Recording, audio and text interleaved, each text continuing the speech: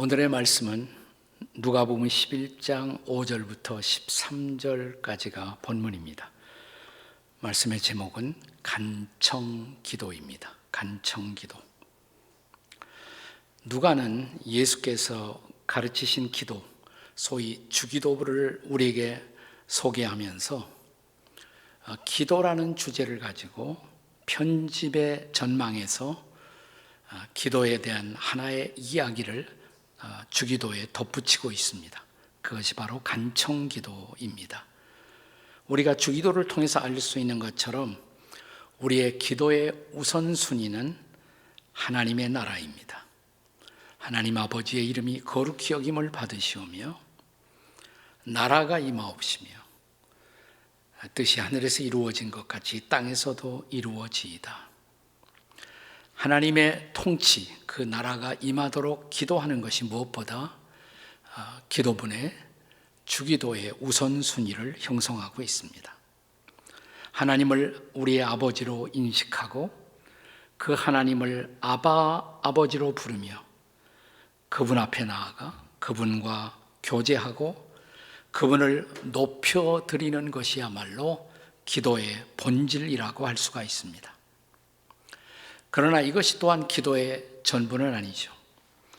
우리가 인생을 살다 보면 인간으로서 절박한 생존의 필요성을 직면하면서 살아갑니다.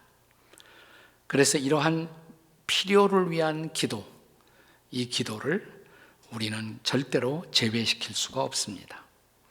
여기에 바로 간청기도의 필요성이 등장합니다. 어떤 분들은 간청기도를 강청기도 이렇게 말하기도 합니다. 삶의 절실한 필요를 붙들고 드리는 기도, 이것이 간청기도 혹은 강청기도라고 할 수가 있습니다. 이 기도의 유래는 본문의 8절의 말씀에서 유래합니다. 내가 너희에게 말하노니 비록 벗됨으로 인하여서는 일어나서 주지 아니할지라도 그 간청함을 인하여 일어나 그 요구대로 주리라. 여기 간청함을 인하여 라는 표현이 등장하죠. 여기서 바로 간청기도 혹은 강청기도라는 말이 유래한 것입니다. 오늘 한국교회에서는 이 간청기도를 둘러싸고 두 개의 대조적인 견해가 서로 대립하고 있는 것처럼 보여집니다. 한 견해는 우리가 기도할 때 하나님께 무례하게 억지로 때를 써야만 마지못해 응답하시는 하나님으로, 그런 유치한 하나님으로 우리의 신앙의 수준을 격하시키지 말라는 입장입니다. 그래서 이런 분들은 대개 간청기도 혹은 강청기도란 단어 자체를 합당하다고 생각하지 않는 분들이 있습니다.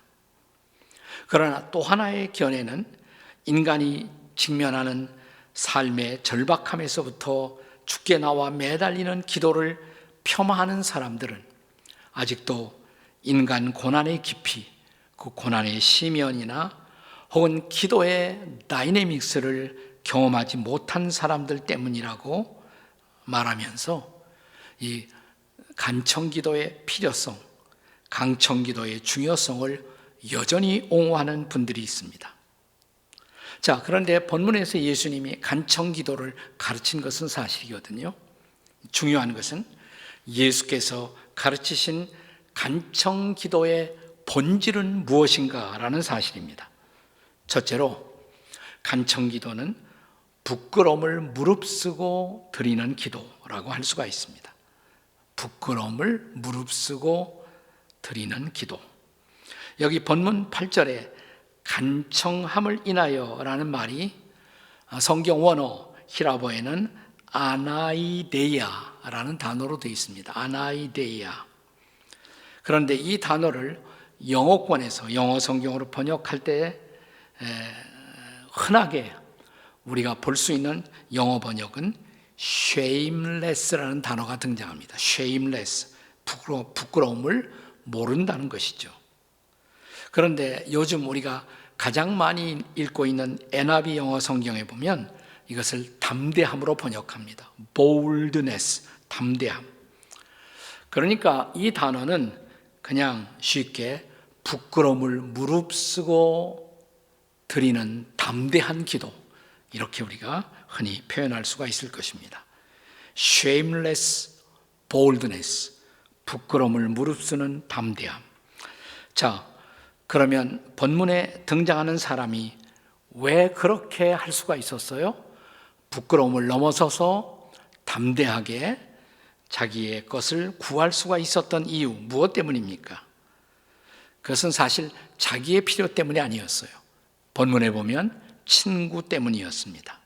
자, 6절 보실까요? 본문의 6절 말씀 다 같이, 내 벗이 여행 중에 내게 왔으니 내가 먹일 것이 없노라. 친구가 우리 집에 왔어요. 자, 그런데 아마 그냥 배고파 사경을 헤매는 그런 상태로 도착한 듯합니다. 밤중에 도착했어요. 근데 우리 집에 그를 먹일 것이 아무것도 없었습니다. 별 수 없이 그는 이웃집에 가서 강청해서 그의 필요를 채울 수밖에 없었던 것입니다.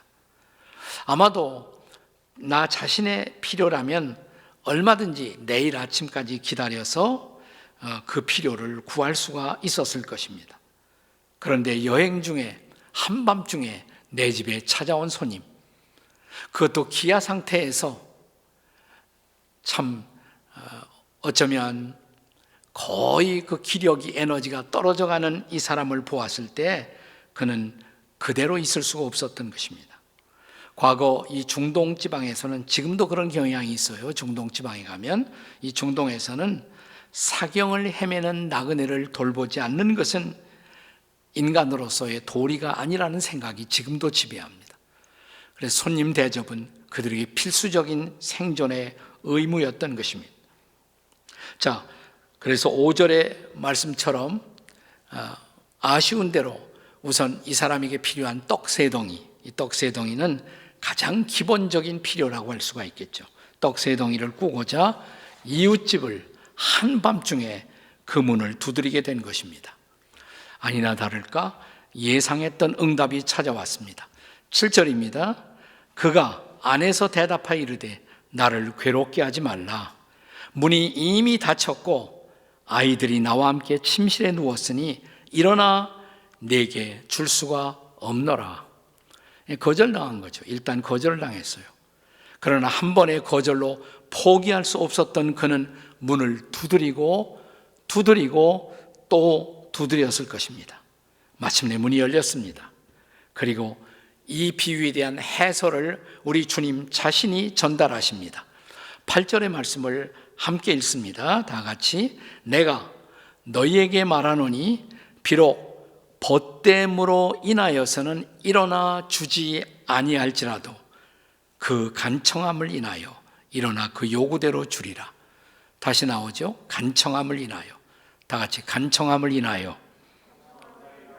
네, 주님은 우리의 기도에 이런 끈질긴 담대함 혹은 어떤 부끄럼도 무릅쓰는 간절함이 필요한 것을 가르치신 것입니다. 더욱 그것이 나 자신의 필요가 아닌 나의 친구들을 돕기 위한 것이라면 우리는 더욱 담대할 수 있어야 한다, 이 말입니다. 여러분, 요한복음 15장 13절의 말씀을 기억하시나요? 사람이 친구를 위해서 자기 목숨을 버리면 이보다 더 큰 사랑이 없다고.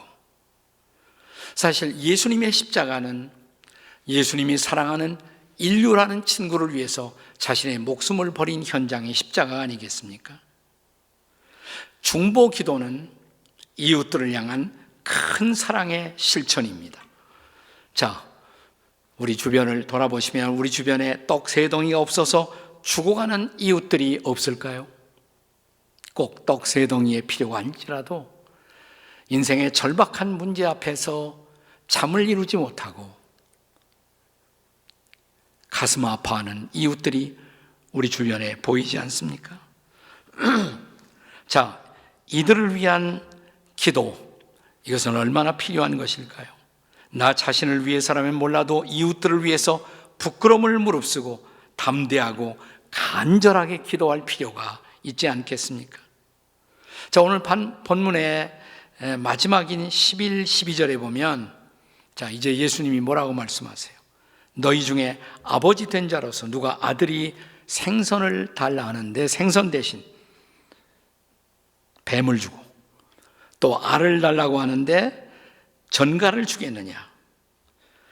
자, 그러니까 기도라는 것은 무엇입니까? 기도는 잠든 이웃집 사람을 찾아가서 그를 깨워 도움을 구하는 것, 거기서 끝나지 않는다는 것입니다.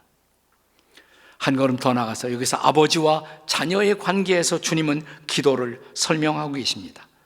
자, 기도란 하나님의 자녀들이 하나님의 아버지 앞에 나와 꼭 필요한 도움을 구하는 것, 여기 간청기도에 중요한 의미가 있는 것입니다. 자, 이웃집 사람들이 잠들어 있었지만 저와 여러분이 믿고 있는 하나님, 그 하나님은 지금 주무세요? 주무시지 않으세요? 네? 주무시지 않는다 그랬습니까? 네, 시편 121편 4절에 보시면 이스라엘의 하나님, 믿는 자들의 하나님, 졸지도 아니하시고 주무지도 아니하시고. 네. 그러니까 지금 주무시고 있는 분들은 하나님 닮지 않으신 분들입니다. 주님 닮으시려면 깨세요. 네, 이제 깨어나셨습니다. 네. 자, 하나님은 졸지도 주무시지도 아니하시는 하나님. 한 걸음 더 나가서 마태복음 6장 8절에 보시면요, 우리가 구하기 전에 우리가 있어야 할 것을 그분은 이미 아시는 아버지 하나님. 자, 여기 보시면 그러므로 그들을, 이방인을 본받지 말라. 구하기 전에 너에게 있어야 할 것을 하나님 아버지께서 아시느니라. 아멘이십니까? 그렇다면 담대히 구하십시다. 간절하게 구하십시다. 부끄러워하지 말고 구하십시다. 간청기도는 주의 자녀들이 간절하게 부끄러워하지 않고 담대히 자신과 이웃을 위하여 하늘 아버지께 드리는 기도, 이것이 바로 간청기도인 것입니다. 자, 본문이 가르치는 간청기도, 두 번째로 간청기도는 지속적으로 드리는 기도입니다. 지속적으로 드리는 기도. 여기 밤중에 이웃집에 가서 떡 3덩어리를 빌리러 간 사람의 이야기. 자, 이 이야기에 그 다음에 이어지는 말씀이 무슨 말씀이에요? 자, 이 비유에 이어서 주님이 주신 말씀이 바로 9절 10절이 아닙니까? 9절 10절 우리가 너무 잘 아는 말씀이죠. 자, 한번 다 같이 읽습니다. 시작. 내가 또 너희에게 이르노니 구하라, 그러면 너희에게 주실 것이요, 찾으라, 그러면 찾아낼 것이요, 문을 두드리라, 그러면 너희에게 열릴 것이니 구하는 이마다 받을 것이요, 찾는 이는 찾아낼 것이요, 두드리는 이에게는 열릴 것이니라. 아멘. 네, 구하라, 찾으라, 두드리라. Ask, seek, knock. A-S-K 합하면 ask죠. A-S-K, ask예요. 근데 ask에는 ask, 그 다음에 S는 seek, 찾아라, 그 다음에 K, knock. 이 ask 속에 3단어가 다 들어있는 것입니다. 자, 전에도 제가 말씀을 드린 일이 있습니다만은 여기 이 말씀을 주님이 우리에게 주셨을 때 이 말씀의 뜻은 한 번만 구하라 그런 뜻이 아니에요. 꼭 한 번만 찾아내라 그런 뜻이 아니고 한 번만 두드려라 그런 뜻이 아닙니다. 원문의 본래의 의미를 잘 살려서 다시 번역을 한다면 영어로 그냥 ask가 아닙니다. ask가 아니라 영어로 keep on asking, 계속해서 구하라 이런 뜻이고요. 또 seek도 한 번만 찾아라는 뜻이 아니라 keep on seeking, 계속해서 찾아라. 그 다음에 knock, 두드리라, 한 번만 두드리란 말이야. keep on knocking, 계속해서 두드리라. 이렇게 번역되는 것이 옳습니다. 그러니까 계속해서 구하고 계속해서 찾고 계속해서 문을 두드리란 말입니다. 지속적인 기도를 강조하는 말씀입니다. 그러니까 간청기도는 지속적인 구함의 기도라고 할 수가 있는 것이죠. 자, 그렇다면 질문이 생깁니다. 왜 하나님은 딱 한 번 구하면 즉각적으로 응답하시면 그분도 편하고 우리도 편할 터인데 왜 우리로 하여금 바로 응답이 오지 않고 지속적으로 계속해서 기도하게 하시는 것일까요? 물론 어떤 경우에는 단 한 번으로 우리의 기도가 응답되는 사례도 있습니다. 근데 그것이 굉장히 예외적인 것이죠. 대부분의 우리의 기도의 제목들은 상당한 시간을 두고 그리고 마침내 그 어느 날 응답되는 경우들을 볼 수가 있습니다. 왜 그렇게 하실까요, 도대체? 그 대답은 하나님은 하나님과 여러분의 관계, 하나님과 나와의 관계, 이 관계를 마치 상거래적 관계로 생각하고 싶지 않다는 것입니다. 그러니까 give and take, 상거래라는 것은 주고받고, 내가 기도했으니까 하나님이 주시고 그러면 우리 관계는 끝나고, 이런 관계를 원하시는 하나님이 아니라 하나님은 기도를 통해서 우리가 계속 그분을 의뢰함으로, 신뢰함으로 지속적 신뢰의 관계를 만들어 가기를 원하시는 것입니다. 만약 우리가 단 한 번의 구함으로써 단 한 번 응답을 받고 그분과 나의 관계가 끝나는 것이라면 하나님은 어떤 하나님이야? 마치 자동 응답기 같은 하나님. 우리가 자동 응답기에다가 동전을 집어넣으면 우리가 구하는 상품이 딱 떨어지잖아요. 그것으로 끝나요. 더 이상 인격의 관계는 거기에 존재하지 않습니다.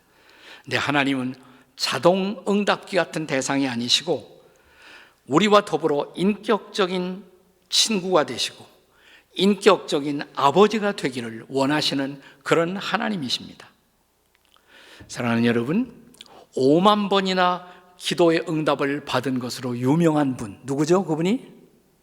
조지 뮬러라는 영국의 유명한 그리스도인 지도자 조지 뮬러. 그런데 이 뮬러도 그 5만 번이나 응답받았으니까 기도만 하면 이 사람은 착착착착 응답이 자동 응답기처럼 떨어지는 삶을 살아난가? 그렇지 않아요. 자, 그분의 전기를 읽어보면 1844년 11월 그는 5명의 사람을 자기 일기책에다가 이름을 써놓고 기도를 시작합니다. 예수 믿지 않은 사람들인데 그 5명의 사람이 구원을 받도록 기도를 시작했어요. 그가 기도를 시작한 지 18개월이 지나, 그러니까 1년 반이죠. 1년 반이 지나서 첫 번째 사람이 예수 믿고 구원을 받습니다. 그로부터 다시 5년이 지나가요. 이제 두 번째 사람이, 5명 중에 두 번째 사람이 예수 믿고 죽게 돌아왔습니다. 그리고 다시 또 6년이 지나갑니다. 마침내 세 번째 사람이 구원받고 죽게 돌아왔습니다. 그런데 아직도 남은 두 사람, 이 두 사람에게는 변화의 조짐이 도무지 보이지 않는 거예요. 아무리 기도 열심히 해도 신앙을 받아들일 것 같은, 하나님 앞에 올 것 같은 그런 징조나 사인이 도무지 보이지 않습니다. 근데 이 두 사람은 사실은 조지 뮬러의 가장 친한 친구의 자녀들이었습니다. 자, 그런데 이 조지 뮬러가 세상을 떠나간 해가 1898년이거든요. 근데 1898년 세상 떠나기 직전에, 그 전에 뮬러가 아픈 가운데서, 병환 가운데서 힘을 다하여 병환 중에 설교했던 그의 마지막 설교 시간에 그 중에 한 사람이 그 말씀을 듣고, 설교를 듣고 예수를 믿습니다. 몇 사람 남았어요? 한 사람 남았죠. 근데 뮬러는 세상을 떠나갑니다. 그 한 사람은 아직 돌아오지 않은 채로 세상을 떠났어요. 그런데 장례식이, 뮬러의 장례식이 열립니다. 장례식에 그가 왔다가 그 소리를 듣습니다.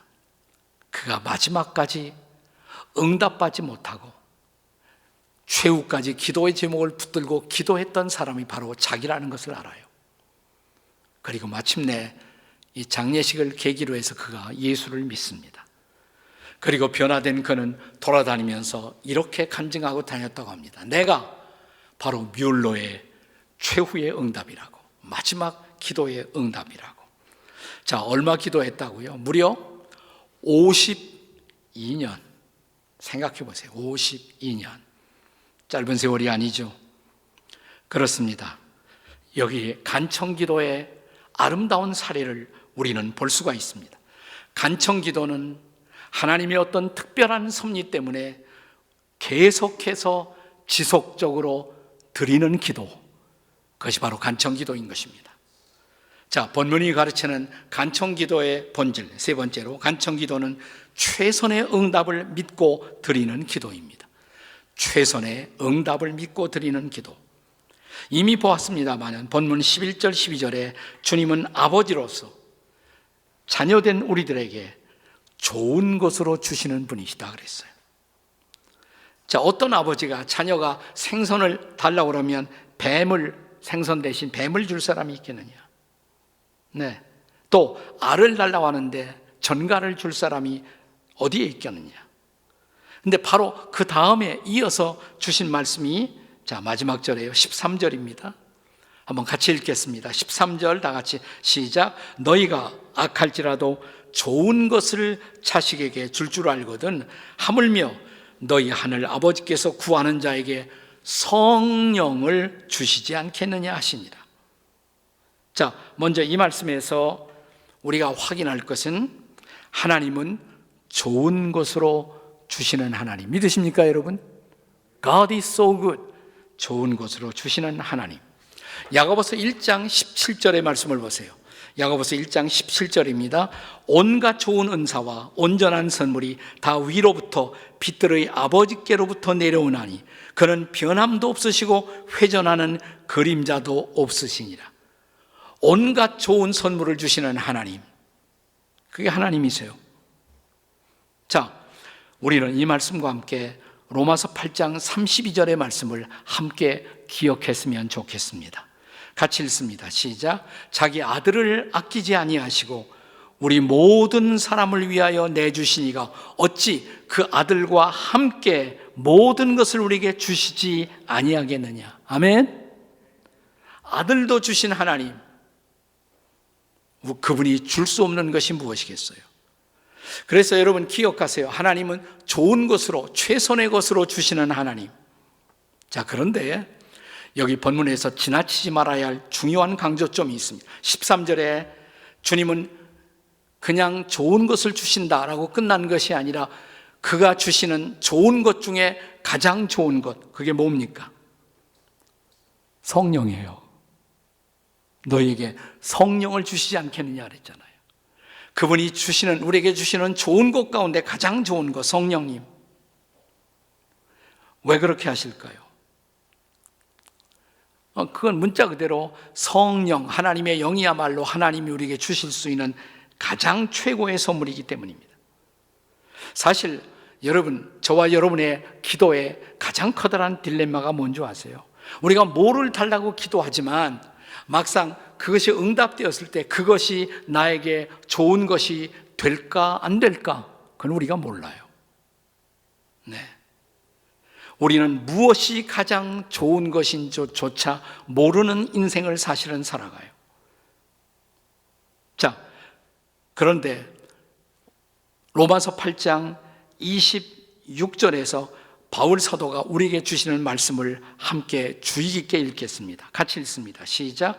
이와 같이 성령도 우리의 연약함을 도우시나니 우리는 마땅히 기도할 바를 알지 못하나 오직 성령이 말할 수 없는 탄식으로 우리를 위하여 친히 간구하시느니라. 우리는 무엇을 위해서 기도해야 좋을지조차 모르는 때가 있어요, 없어요? 있죠. 내가 뭘 기도해야 되지? 어떻게 기도해야 좋을지.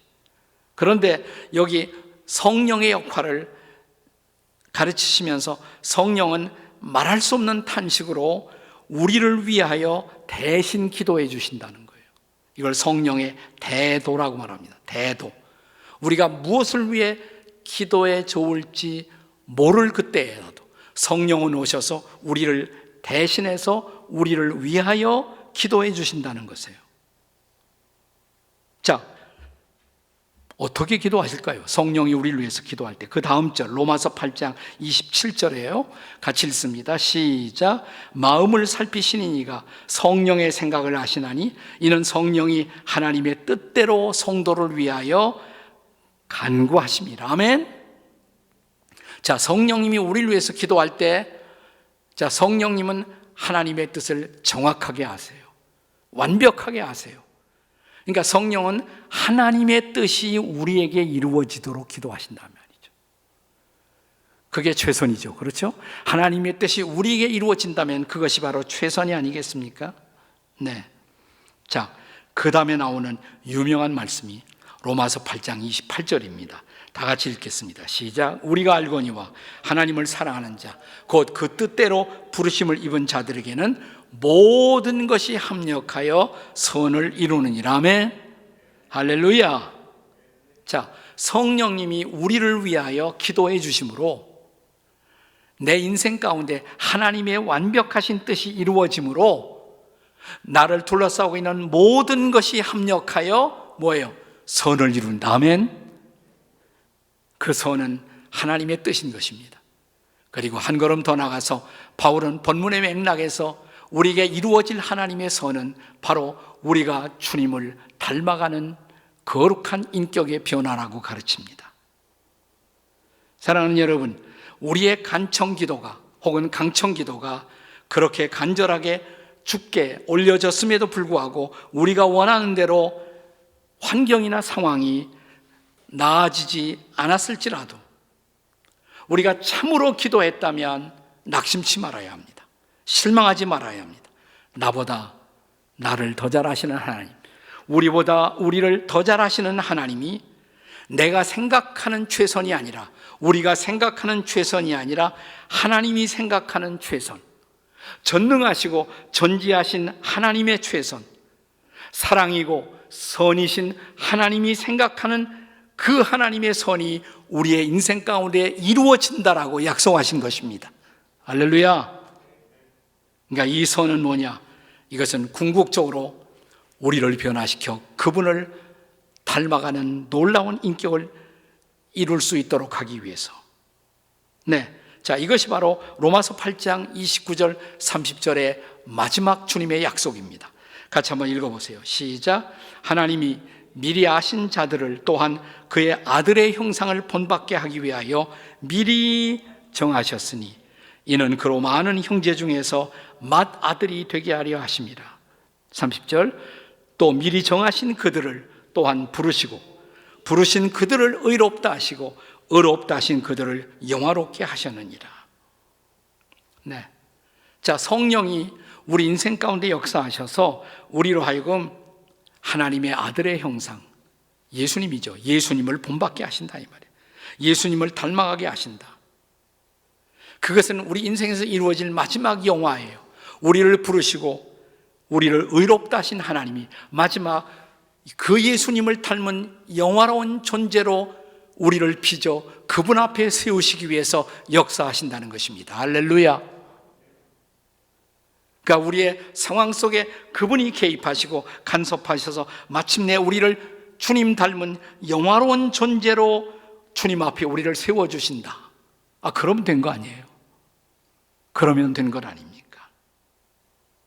비록 내가 지금 이 순간 원하는 어떤 응답이 있다고 할지라도 그보다 더 좋은 하나님의 아들이신 예수 그리스도의 놀랍고 아름다운 모습을 닮아 그분처럼 영화로운 존재가 되어 어느 날 주님 앞에 내가 세워지는 그것을 위해서 역사하시는 성령을 보내신 하나님을 찬양하십시오. 그래서 간청 기도를 하는 자들에게 하나님은 가장 좋은 성령을 주시고 성령을 통해서 하나님의 선을, 하나님의 아들의 형상을 이루시는 하늘 아버지를 찬양하십시오. 강청 기도는 최선의 응답을 믿고 드리는 성도들의 기도인 것입니다. 자, 그렇다면 이 여름철 코로나가 더 기승을 부리고 또 우리의 삶의 형편이 만만치 않지만 자, 이럴 때 사람들, 주변 사람들 만나지 못하는 것을 한탄하지 마시고 골방에 들어가서 주님과 직면하시고 독대하셔서 정말 이 간청 기도를 드린다면 사랑하는 여러분과 저 인생 가운데 주님의 영화로운 역사가 만들어지는 놀라운 일들이 벌어질 것을 믿으십시오. 지금이야말로 간청 기도를 시작할 때인 것을 믿으시기 바랍니다. 아멘. 기도하시겠습니다. 우리 같이.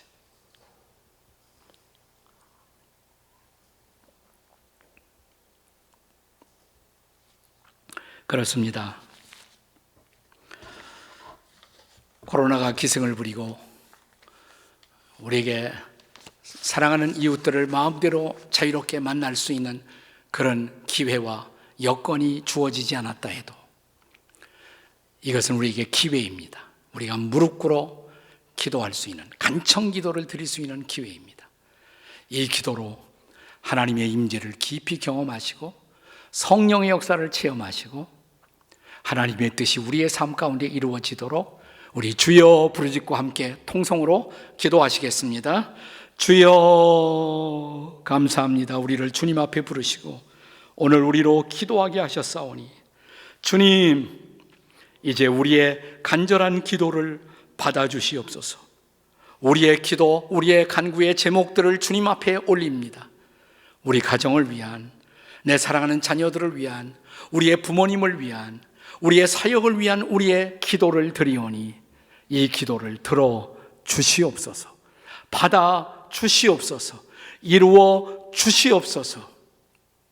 이 여름철 우리의 간청 기도가 이루어지고 우리의 삶 속에 응답으로 경험되는 놀라운 시간이 되도록 성령님 역사해 주시옵소서.